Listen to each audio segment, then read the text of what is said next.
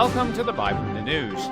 As war rages on in the Middle East, Israel and Jews all over the world are finding themselves being demonized by the world media.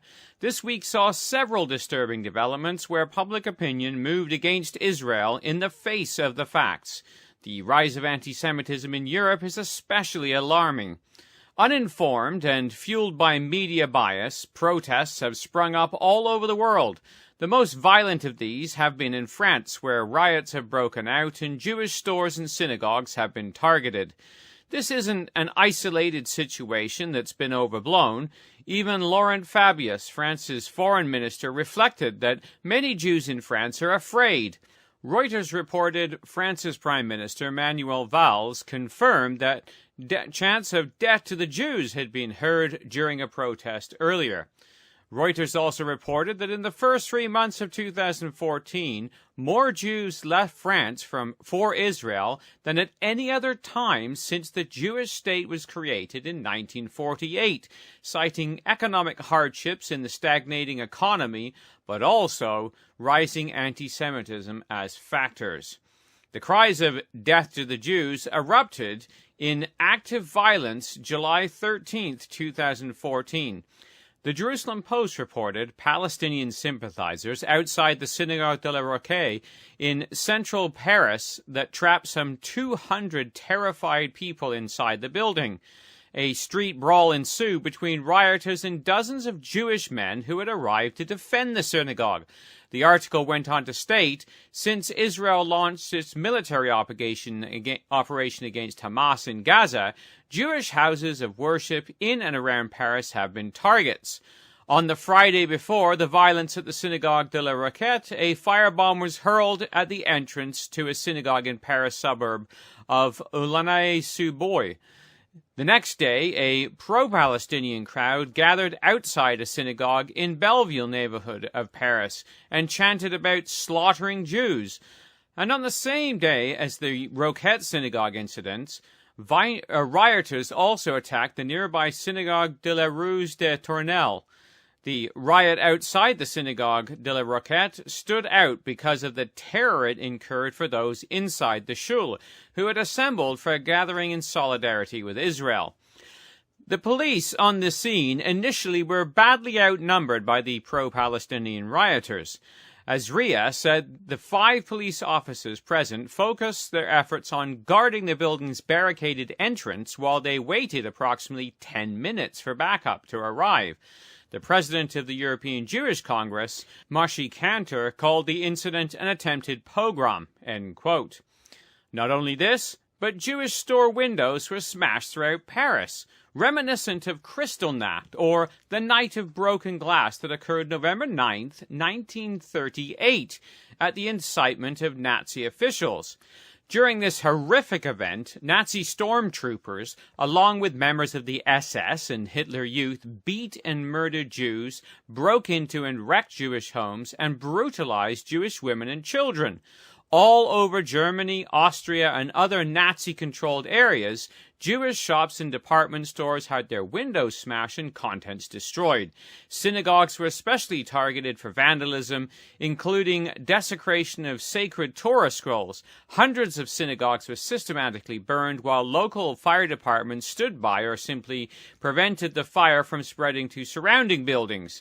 An estimated 100 Jews were killed on this terrible night, while 30,000 Jewish men were rounded up and sent to concentration camps. The parallels to Kristallnacht demonstrate that the current crisis in the Middle East and the backlash to Jews throughout the world is not merely a localized political struggle, but a religious and ethnic one. Jews are being targeted in Israel and all over the world because they are Jews. The world has learned nothing since 1938. During that time, the world stood idly by while Jews were attacked. Martin Niemöller, a German Lutheran pastor and concentration camp survivor, wrote the following: "First, they came for the socialists, and I did not speak out because I was not a socialist. Then they came for the trade unionists, and I did not speak out because I was not a trade unionist. Then they came for the Jews, and I did not speak out because I was not a Jew. Then they came for me, and there was no one left to speak for me." The growth of anti-Semitism in Europe is to be expected prior to the invasion described in Ezekiel, Joel, and Zechariah, where the nations of Europe and Russia turn against my people Israel. World opinion is turning against Israel at a shocking rate and at shockingly high up levels. Perhaps a perfect example of tragic media bias was highlighted in an interview between Israeli Ambassador Ron Demer and CNN anchor Erin Burnett on a program aired just the other night. What happened here is horrific, and we don't yet even know the scale of how many children may have died. Initial reports indicate that at least 16 are dead, and the initial reports that this attack had come from Israeli tanks. As you know, the Israeli military has said it may have come from Hamas in a rocket which misfired. Do you know at this point? Do you have any more certainty? No, I don't know, but I do know who's responsible for it, and that's Hamas, because they're using schools as weapons depots, and I think it would be a disservice to your viewers for a reporter from Gaza not to mention that in the last week we had 2 different UNRWA schools where we had actually rockets found in the schools and handed over to Hamas. I also think it's a disservice. These are 2 different UN schools, you're saying? That's correct. That's publicly available information. It's kind of an important fact for your reporter to mention, and in addition to that, he may have wanted to mention a statement that was made not by the Israeli ambassador, not by the spokesman of the IDF, but by the UN Secretary General yesterday. And I want to read you what he said yesterday, not last year, yesterday. He said this: the Secretary General is alarmed to hear that rockets were placed in an UNRWA school in Gaza and that subsequently these have gone missing. He expresses his outrage and regret at the placing of weapons in a UN-administered school. By doing so, now listen, Aaron, exactly what he says. By doing so, those responsible are turning schools into potential military targets and endangering the lives of innocent children, UN employees working in such facilities, and anyone using the UN schools as shelter. This is yesterday. Do you not think that it's relevant to report on CNN that the Secretary General of the United Nations yesterday warned against the use of UN schools and shelter for rocket missile depots of Hamas? And Ambassador, it is relevant. And let me ask you this, because of what you said. But Aaron, I've been listening for 2 hours of reports on CNN. I have seen split screens, horrible pictures that any decent human being would be horrified by. I have not heard a single person say what I just said to you now. And I think that that does a disservice to your viewers to not give them the context they need to make these judgments. Hamas is placing missile batteries in schools, in hospitals, in mosques, and there must be outrage by the world at Hamas to end this. And so the interview went on with the ridiculous notion that Israel should have entered hostile territory, sent soldiers into the school where they were being fired on from, and checked it out before firing back. Well, while addressing the UN Human Rights Council, UN High Commissioner for Human Rights Navi Pillay has suggested that the Israeli military might have committed war crimes by shelling and launching airstrikes on civilian neighborhoods in Gaza. This is what she said. My staff are continuing to document several other cases in which family residences were destroyed with reported loss of civilian life and in which preliminary indications suggest not even a single member of an armed group was present.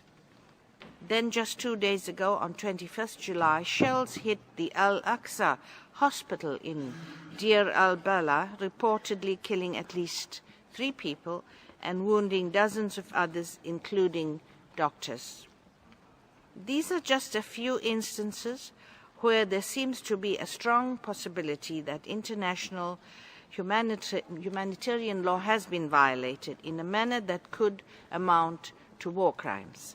Every one of these incidents must be properly and independently investigated. So Israel is charged with war crimes for defending itself from the shower of rockets by trying to take out the network built by the attackers.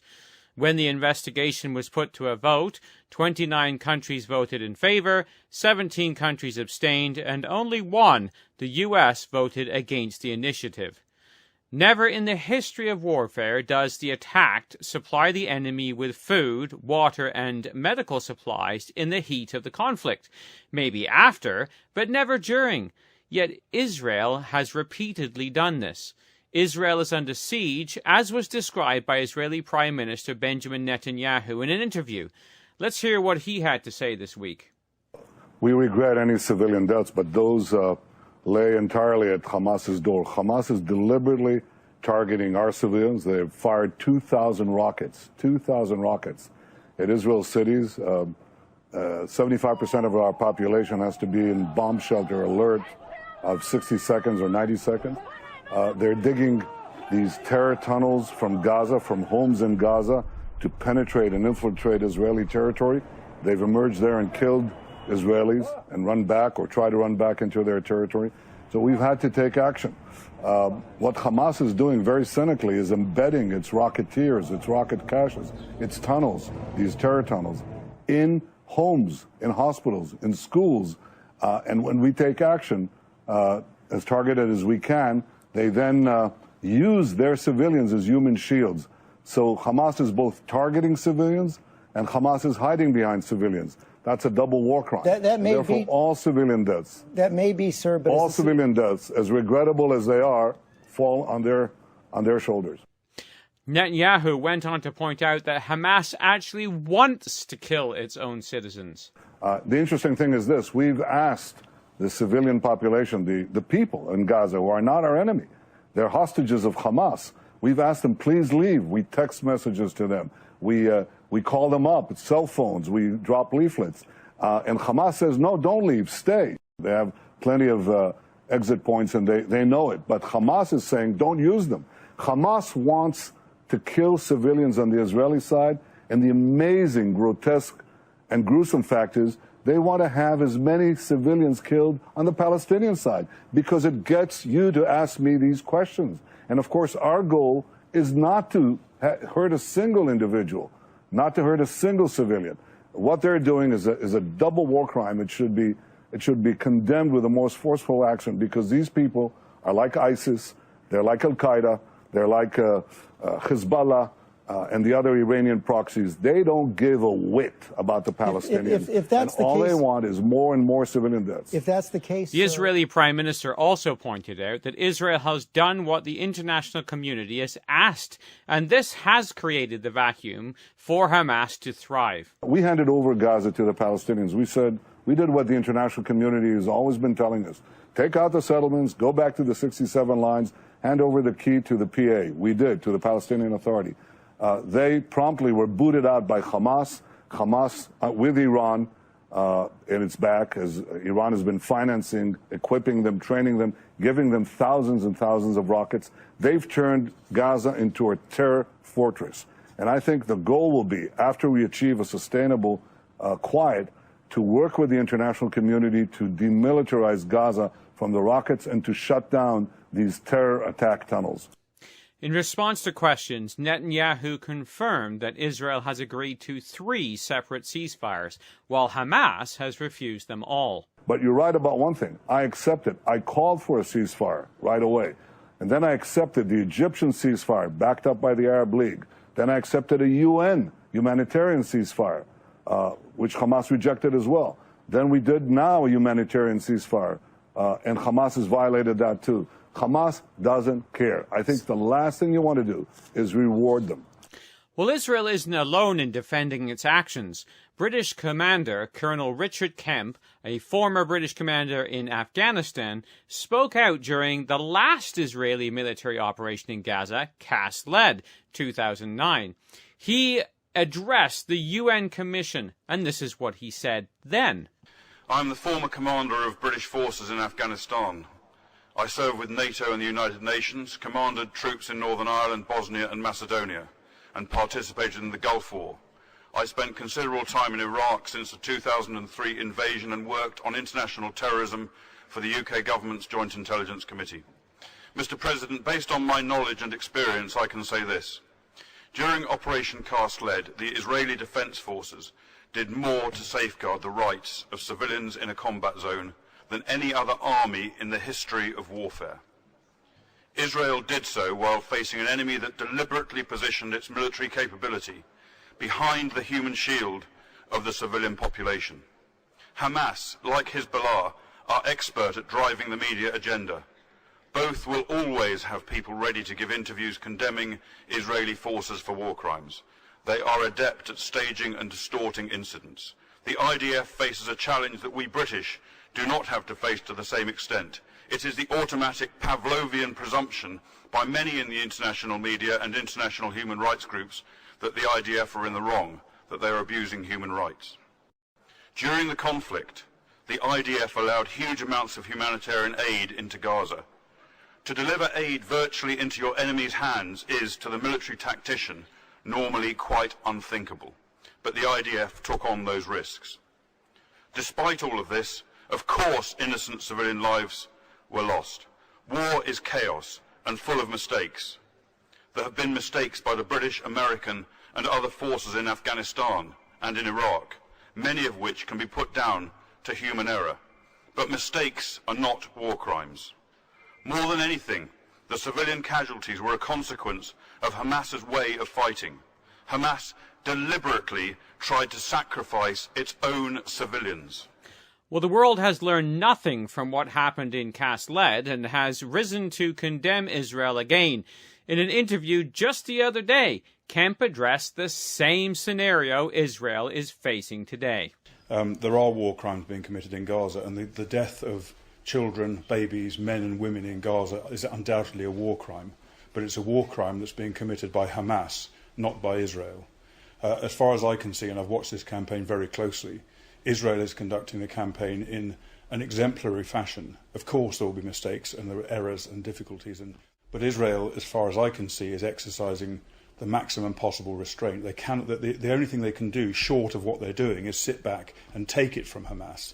And they can't do that. How can the government of Israel allow its civilian population to be hammered by missiles time and time again and do nothing about it? There's no country in this world, including the United Kingdom, who would put up with missiles coming in towards its citizens and sit back and take it. When asked about the concept of Israel using disproportionate force, this was his response. Well, I've heard a number of people, such as Ban Ki-moon and our own Prime Minister David Cameron and President Obama, suggesting that Israel should do more, in some cases saying Israel should do more to protect civilian life. I'd like to hear them explain what it is that Israel should do, because as a man of 30 years military experience, I cannot think of one single thing that Israel can do more to protect civilian life beyond what they're doing now. And I think they've gone further than any other country, any other military that I'm aware of or I've seen, in taking such steps to stop the deaths of innocent civilians. But when you're fighting an enemy, Hamas, who want you to kill their civilians, who sometimes force their civilians to stay on military objectives that you are legitimately attacking, casualties are inevitable. Colonel Kemp also said Hamas was not alone to blame in the tragedy that has happened in Gaza. But the international community, I think, should bear some culpability, because Israel was subject to month after month, even just in this round, of rocket attacks delivered onto its territory. And despite the Israeli ambassador in the UN appealing for the UN to do something to try and mitigate this and bring pressure down, the UN ignored it. So I think there is culpability outside. The reality is the world is drunk with the wine of media distorting facts and judging the situation by distorted sound bites and video clips skewed to paint Israel as the bad guy. Really, it is a demonstration of an age-old hatred that predates the Nazis, the Inquisition, the Romans, the Greeks, the Babylonians, and goes back to the beginning. It is the enmity that existed between the people of God who chose to put his name on them, and those who are not interested in God's way. We read in Genesis 3:15, I will put enmity between thee and the woman, between thy seed and her seed. It shall bruise thy head, and thou shalt bruise his heel. The scriptures predict that the world would turn things upside down. We read in Isaiah 5:20, woe to them that call evil good and good evil, that put darkness for light and light for darkness, that put bitter for sweet and sweet for bitter. This is exactly what we are seeing in the world today. A wicked organization like Hamas is being defended by the media, while Israel, who is only trying to defend itself, is being condemned throughout the world. In fact, a first-century Jew, the Apostle Paul, wrote the following of the way the world would end up if it rejected the knowledge of God. We read in Romans 1 verse 28, and even as they did not like to retain God in their knowledge, God gave them over to a reprobate mind to do those things which are not convenient, being filled with all unrighteousness, fornication, wickedness, covetousness, maliciousness, full of envy, murder, debate, deceit, malignity, whisperers, backbiters, haters of God, despiteful, proud, boasters, inventors of evil things, disobedient to parents, without understanding, covenant breakers, without natural affection, implacable, unmerciful, who, knowing the judgment of God, that they which commit such things are worthy of death, not only do the same, but have pleasure in them that do them." End quote. The world does not like to retain God in its knowledge, and gullibly uses media manipulation to frame its morality. The description in Romans fits what we are seeing in Hamas, the media who support it, and the UN who have become inventors of evil things. One of the accusations is that they are without natural affection, which is defined as heartless or lacking normal human affection. This couldn't more aptly describe a government that is willingly sacrificing its own children to gain media attention. This is like the child worship of Molech performed by the ancient Canaanite nations inhabiting the same regions many years ago. Christian governments should not make the mistake of sanctioning child sacrifice and having pleasure in them that do them. The battle that is really raging is one for truth, as was pointed out by Netanyahu in 2012 when addressing a group of Israeli young people. And if I said, what is the greatest battle that we face? Of course, we live in a tough neighborhood, and we have to defend ourselves. And we have the bravest soldiers in the world to do that.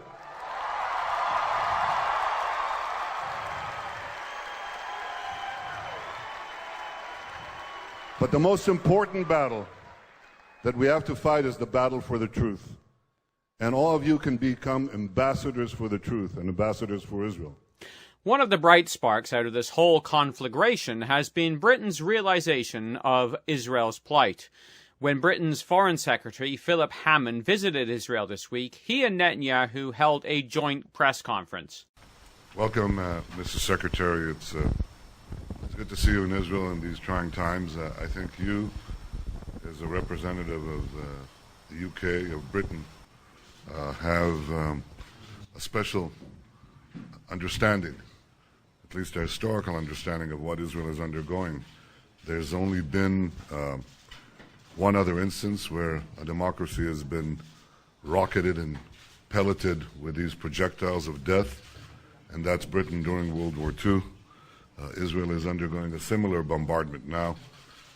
We're responding in our own way by targeting the rocketeers and seeking to ferret out these terrorists who are hiding behind civilians while firing at our civilians. This is a double war crime. Britain's Foreign Secretary Philip Hammond had the following to say. And I'm here because the UK, along with the rest of the international community, is determined to do everything that it can to help to bring this current conflict to a quick end. Britain has been very clear, I have been very clear, Prime Minister Cameron has been very clear, that this current cycle of violence was triggered by Hamas firing hundreds of rockets at Israeli towns and cities indiscriminately and in breach of international humanitarian law. Britain has also been very clear that Israel has the right to defend itself and its citizens. Bible students have been expecting Britain to support Israel eventually because she is the merchant of Tarshish who is joined by the young lions of Australia, New Zealand, Canada, and even the United States in opposing Israel's invasion in the latter days. For we read, Sheba and Dedan and the merchants of Tarshish with all the young lions thereof shall say unto her, Art thou come to take a spoil? Hast thou gathered thy company to take a prey, to carry away silver and gold, to take away cattle and goods and a great spoil? Ezekiel 38:13. Britain at times loses its way and forgets what direction the prophets have pointed it in, but the angelic hand turns them around to the job designated in the scriptures in the end. In America, the House of Representatives, they approved a non-binding resolution backing Israel's right to defend itself against Hamas rocket attacks. Well, what can we do? Well, the most powerful weapon is prayer. James tells us the effectual fervent prayer of a righteous man avails much in chapter 5, verse 6. So we are instructed in the Psalms, pray for the peace of Jerusalem. They shall prosper that love thee. Peace be within thy walls, and prosperity within thy palaces. For my brethren's sake and companions' sake I will now say, peace be within thee. Psalm 122, verses 6 to 8. So the duty of all Bible believers is to fervently make this prayer continually. We read in Isaiah 62, verse 6 to 7, I have set watchmen upon thy walls, O Jerusalem, which shall never hold their peace, day nor night. Yet are ye that make mention of the Lord, keep not silence, and give him no rest, till he make Jerusalem a praise in the earth. What we look forward to is the day when Mashiach, the Messiah, is revealed, described by Isaiah in chapter 11, verses 1 to 5. There shall come forth a rod out of the stem of Jesse, and a branch shall grow out of his roots, and the Spirit of the Lord shall rest upon him, the Spirit of wisdom and understanding, the Spirit of counsel and might, the Spirit of knowledge and of the fear of the Lord, and shall make him of quick understanding in the fear of the Lord. He shall not judge after the sight of his eyes, nor reprove after the hearing of his ears, but with righteousness shall he judge the poor, and reprove with equity for the meek of the earth. And he shall smite the earth with the rod of his mouth, and with the breath of his lips shall he slay the wicked. And righteousness shall be the girdle of his loins, and faithfulness the girdle of his reins. We look forward to that day. Join us next week for another edition of the Bible in the News on BibleInTheNews.com. This has been Jonathan Bowen joining you.